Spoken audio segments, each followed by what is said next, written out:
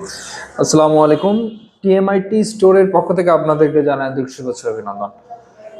আপনারা যারা মূলত ফেসবুক বুস্টিং করেন তাদের মধ্যে অনেকেরই আসলে জিজ্ঞাসা যে পোস্ট করে বুস্ট করলে ভালো হবে নাকি অ্যাড ম্যানেজারের মাধ্যমে অ্যাড ক্যাম্পেইন চালালে ভালো হবে। এটা অনেকেরই আসলে প্রশ্ন থাকে। তো এই কনফিউশনটাই মূলত আজকের এই ভিডিওতে আমরা আপনাদেরকে দূর করে দেব। কিভাবে দূর করে দেব দেখেন, দুইটা যে ক্যাম্পেইন রান করা হয়, দুইটা যেমন পেজ থেকে যে পোস্ট করে যে বুস্টটা করা হলো এবং অ্যাড ম্যানেজার থেকে যেটা করা হলো, দুইটার কাজ কিন্তু একই। মানুষের কাছে নিয়ে যাওয়ার পরে সেখান থেকে সেল জেনারেট করা অথবা ভিউ নিয়ে আসা, রিচ করা, দুইটার কাজ সিমিলার। বাট এখানে কিছু পার্থক্য আছে। কিরকম পার্থক্য? যেমন আপনার যদি একটা ওয়েবসাইট থাকে, সেখানে দেখা যাবে যে পিক্সেল সেট আপ করতে হয়, হ্যাঁ।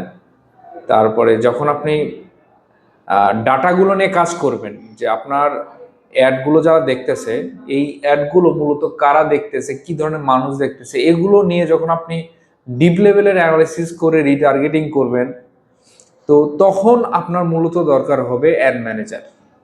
এই অ্যাড ম্যানেজারের মাধ্যমে এই জিনিসগুলো আপনি করতে পারবেন।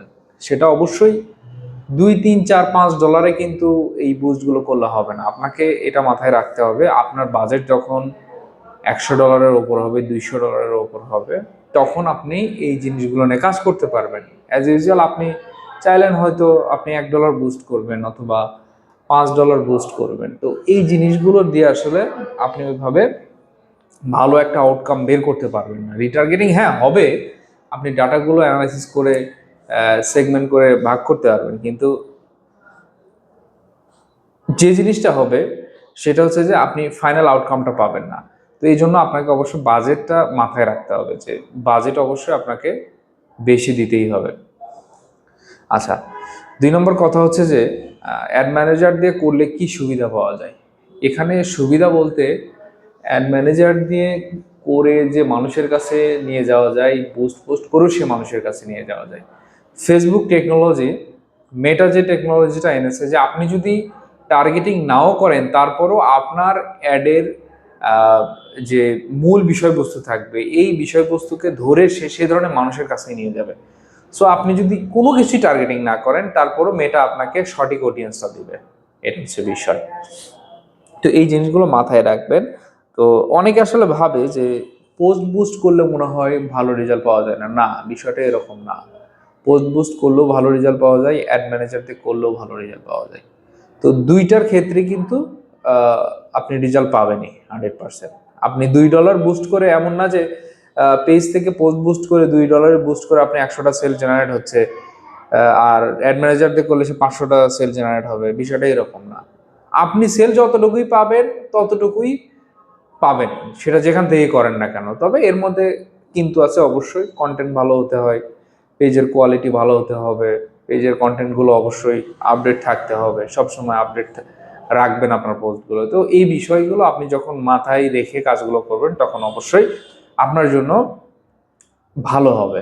তো একটা পেজ যখন আপনারা ক্রিয়েট করেন, এই পেজে অবশ্যই চেষ্টা করবেন প্রফেশনাল কোনো লোগো দেওয়া। তারপর যে কন্টেন্টটা দিয়ে আপনারা বুস্ট করবেন, অবশ্যই সেটা প্রফেশনাল মানের হতে হবে। অবশ্যই চেষ্টা করবেন ভিডিও কন্টেন্ট দিয়ে বুস্ট করার।